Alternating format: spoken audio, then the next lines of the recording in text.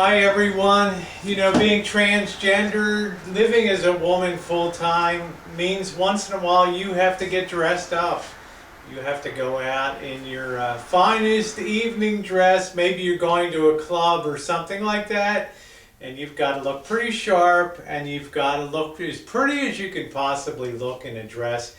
And the thing with a lot of women's formal dresses is they tend to be sort of the cocktail style dresses and things that have bare shoulders and usually have a lot of cleavage and things showing in the front. Sure, you can get some full coverage ones and all that, but I'm going to talk about sort of the standard sort of formal wear where women generally have a longer sort of length for the dress.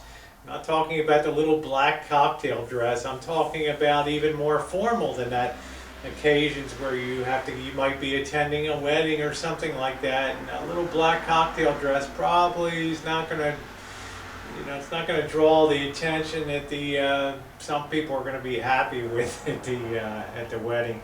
But for formal use, you certainly want to get yourself one or two dresses that fit your style. Years ago I determined that my style would sort of cross across the top here because it tended to accentuate my breasts. Not that they needed extra accentuation, but it just seemed to be more flattering in terms of figure accentuation.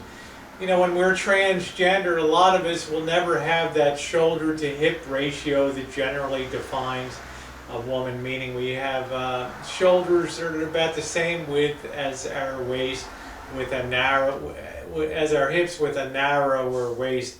In point of fact, we tend to be what I call rather streamlined shape after being on hormones. Sure, you can get silicone put into yourself here and there to widen your hips. You can have a rib removed to bring inside bring your waist in. But they're not everyday things for us girls. They're really the exception rather than a rule. But the nice thing about formal dresses and things is I believe most every girl looks good in a formal dress.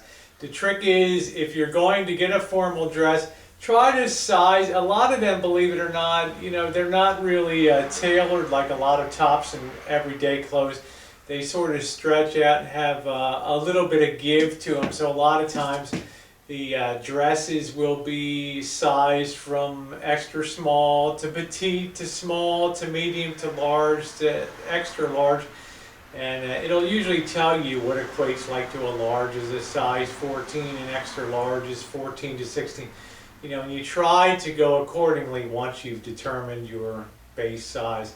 Accessorizing is key too, and having the right clutch purse and the right heels and things like that are going to help a lot too. The other thing too is having good posture.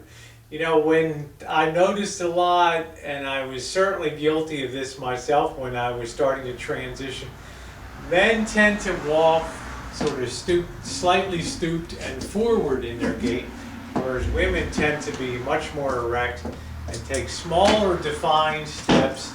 It helps the view of their frame and enhances the view of their frame as they're walking.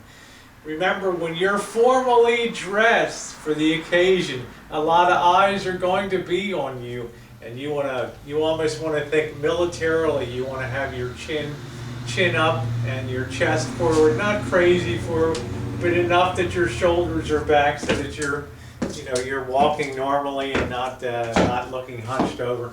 It's all part of the imagery of how women carry themselves. Okay, thanks for watching. Just a few tips on the times that you really need to be dressed up.